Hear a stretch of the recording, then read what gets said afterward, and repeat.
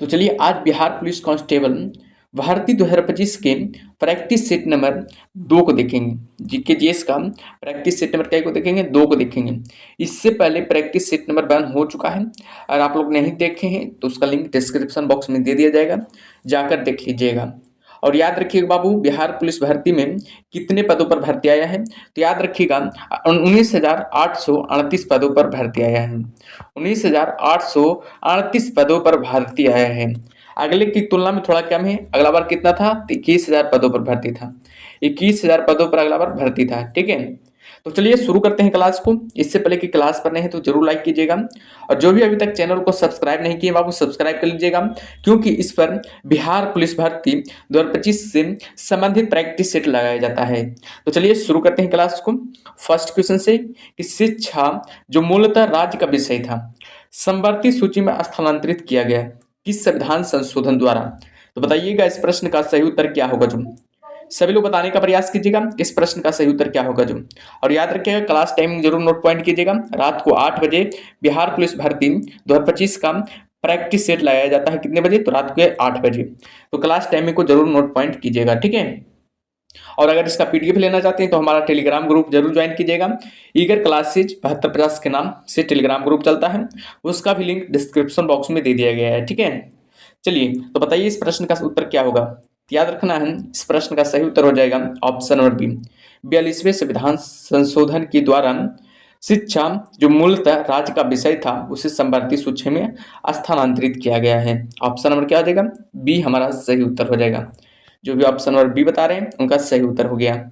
चलिए अगले प्रश्न को चलते हैं। अगला प्रश्न क्या है। जो अगला प्रश्न है कि भारतीय संविधान में संशोधन का प्रावधान है, बताइएगा किस अनुच्छेद में। भारतीय संविधान में संशोधन का प्रावधान किस अनुच्छेद में है, तो सभी लोग जवाब देने का प्रयास कीजिएगा। इस प्रश्न का सही उत्तर क्या होगा। जो याद रखिएगा इस प्रश्न का सही उत्तर हो जाएगा ऑप्शन नंबर सी, यानी अनुच्छेद 368 में है।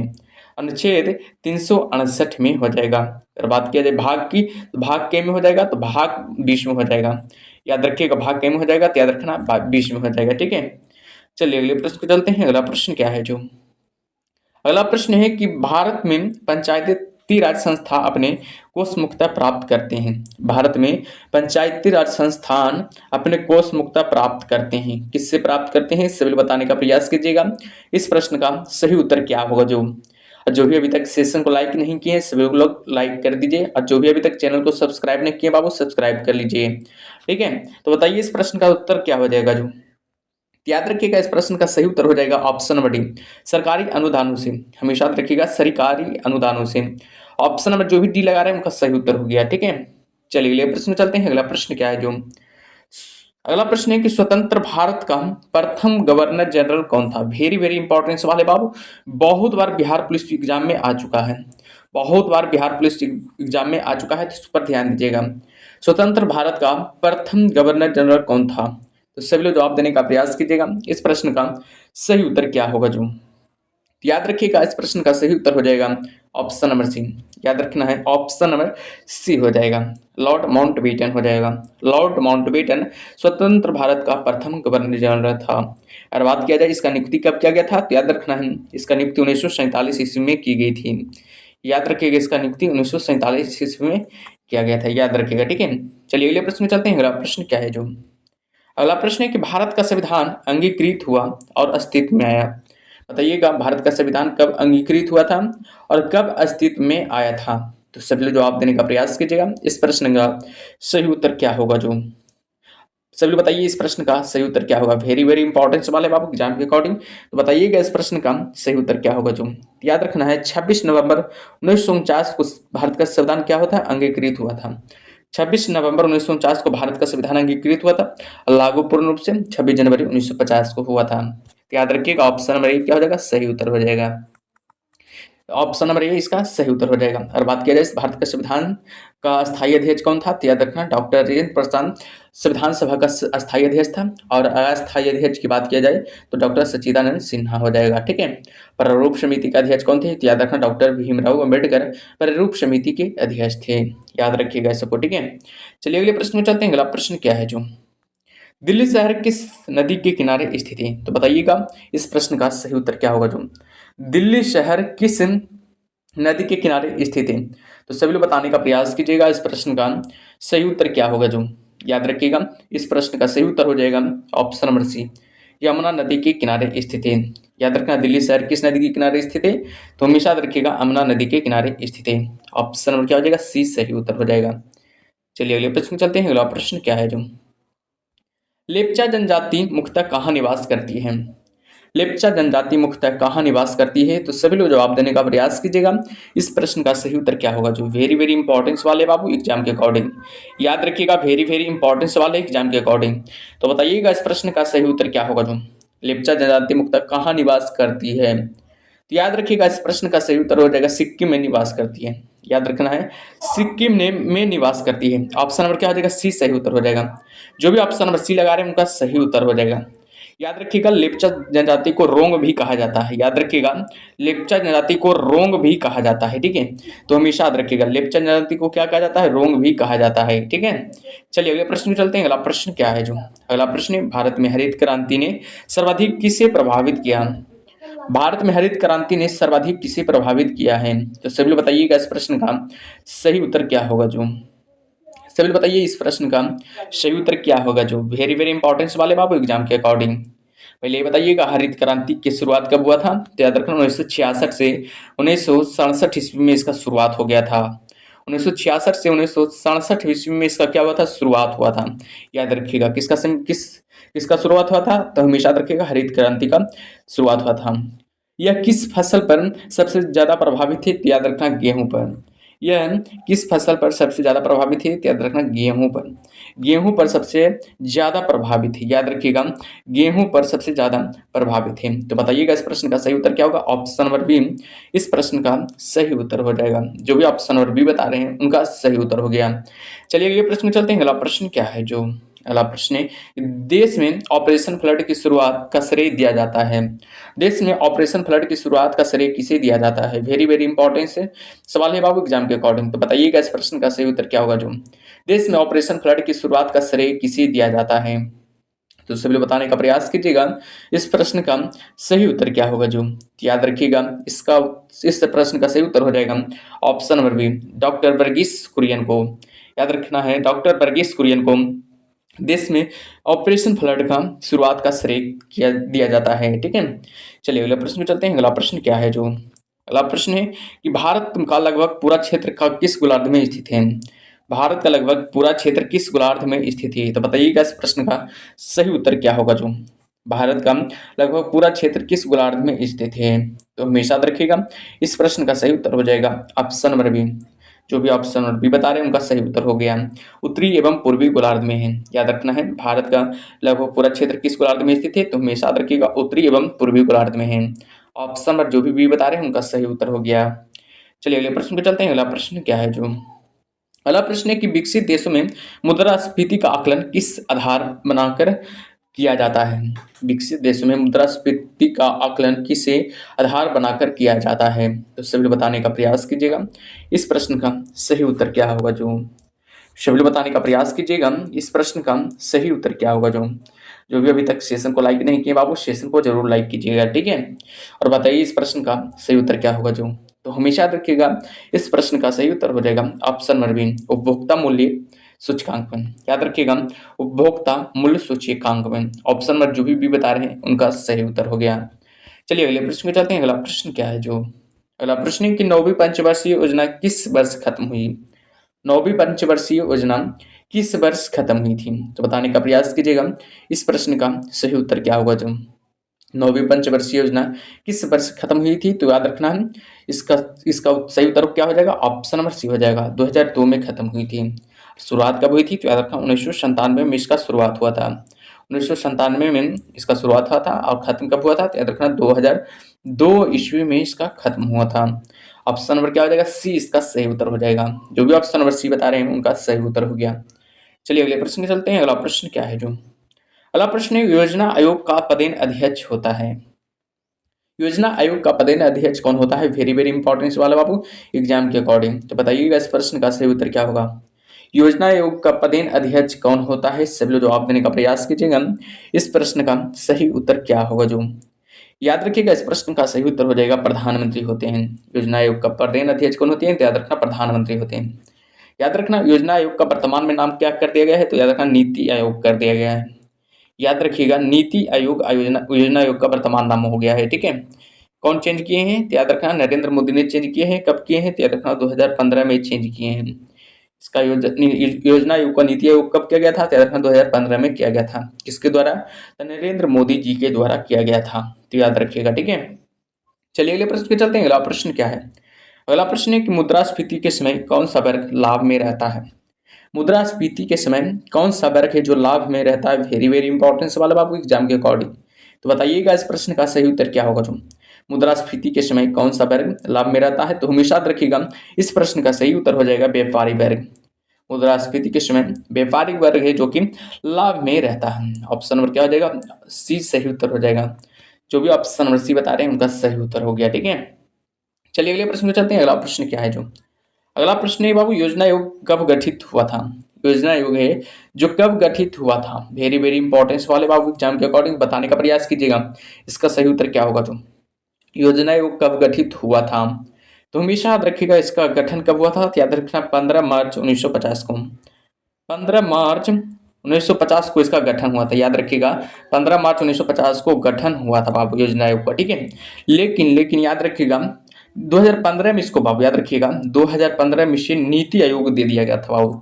इसे नीति आयोग बना दिया गया था। किसके द्वारा? तो याद रखना है श्री नरेंद्र मोदी जी के द्वारा नीति आयोग नाम घोषित कर दिया गया था। कब किया गया था? तो याद रखना 2015 में। ठीक है, इस प्रश्न का सही उत्तर क्या होगा? ऑप्शन नंबर बी सही उत्तर हो जाएगा। ठीक है, जो भी ऑप्शन नंबर बी बता रहे हैं उनका सही उत्तर हो गया। चलिए अगले प्रश्न पे चलते हैं। अगला प्रश्न क्या है? जो अगला प्रश्न है कि कार में दृश्यावलोकन के लिए किस प्रकार के शीशे का प्रयोग होता है? कार में दृश्यावलोकन के लिए किस प्रकार के शीशे का प्रयोग होता है? तो सभी बताने का प्रयास कीजिएगा। इस प्रश्न का सही उत्तर क्या होगा? जो सभी बताइएगा इस प्रश्न का सही उत्तर क्या होगा? जो सभी बताइए। ठीक है, याद रखना इस प्रश्न का सही उत्तर हो जाएगा उत्तल दर्पण का प्रयोग किया जाता है। याद रखना कार में दृश्यावलोकन के लिए किस प्रकार की शीशे का प्रयोग किया जाता है? तो याद रखना उत्तल दर्पण शीशे का प्रयोग किया जाता है। ठीक है, उत्तल दर्पण का प्रयोग किया जाता है। ऑप्शन नंबर क्या हो जाएगा? सी सही उत्तर हो जाएगा। जो भी ऑप्शन नंबर सी बता रहे हैं उनका सही उत्तर हो गया। चलिए अगले प्रश्न चलते हैं। अगला प्रश्न क्या है? जो अगला प्रश्न है अस्त होते समय सूर्य लाल दिखाई देता है। वेरी वेरी इंपॉर्टेंट सवाल बाबू एग्जाम के अकॉर्डिंग। अस्त होते समय सूर्य लाल दिखाई देता है, किसके कारण बताइएगा?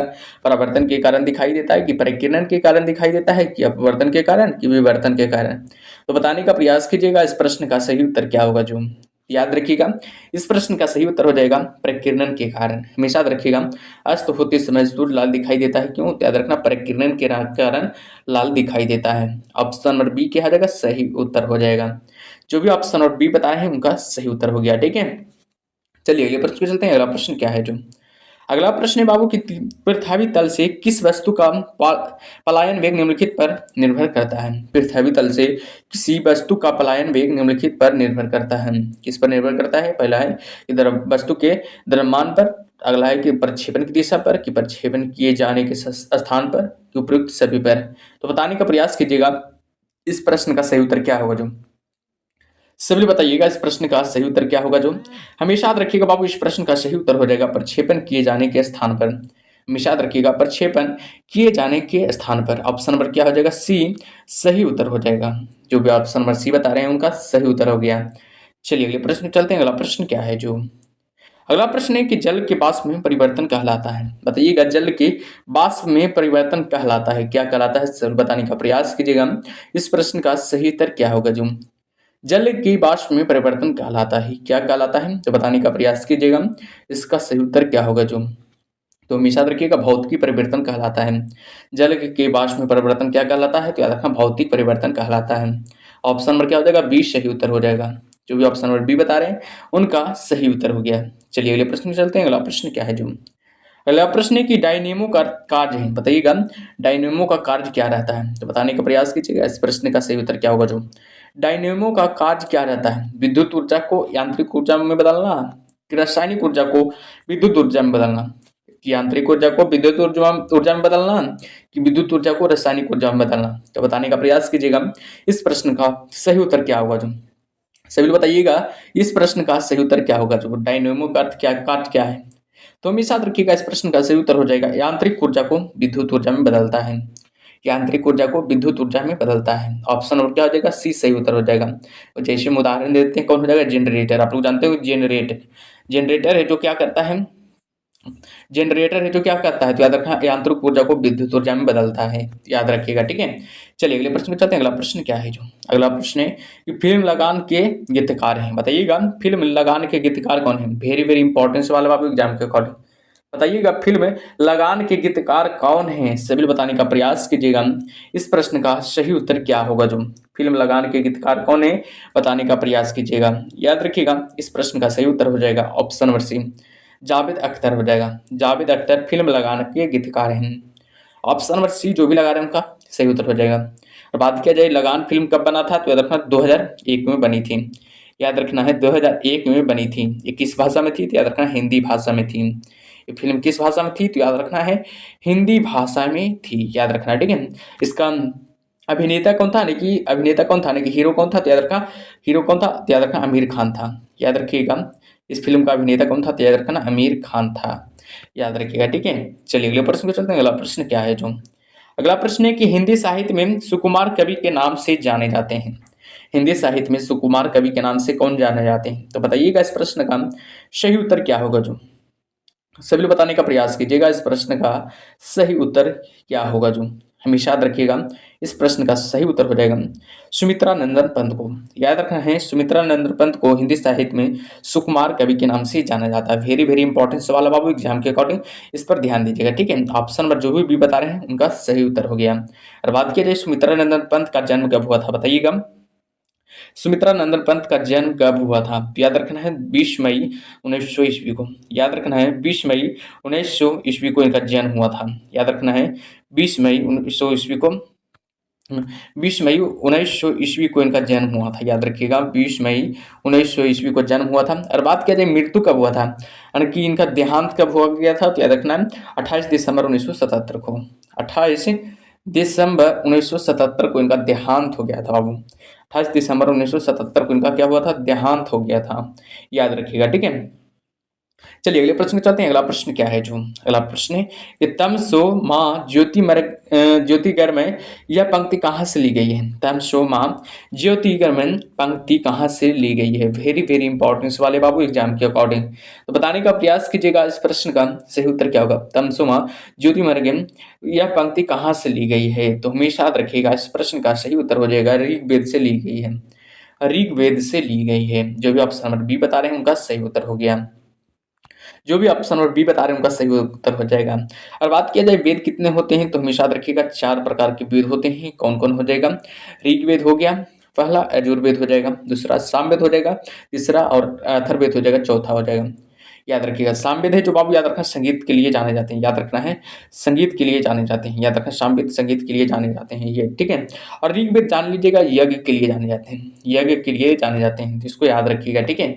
चलिए अगले प्रश्न में चलते हैं। अगला प्रश्न क्या है, जो अगला प्रश्न है कोणार्क किस लिए प्रसिद्ध है। कोणार्क किस लिए प्रसिद्ध है, वेरी वेरी इंपॉर्टेंस वाले बाबू एग्जाम के अकॉर्डिंग, तो बताइएगा कोणार्क का जो सूर्य मंदिर है किसके लिए प्रसिद्ध है।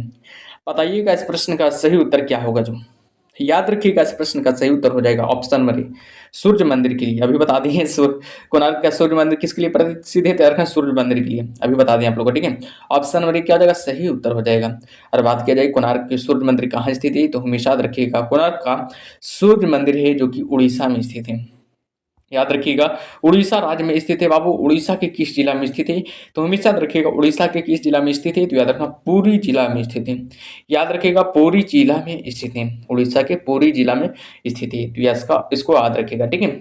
चलिए अगले प्रश्न को जाते हैं। अगला प्रश्न क्या है, जो अगला प्रश्न है बालू की भव्य आकृति निर्माण के में निम्न में से कौन प्रसिद्ध है।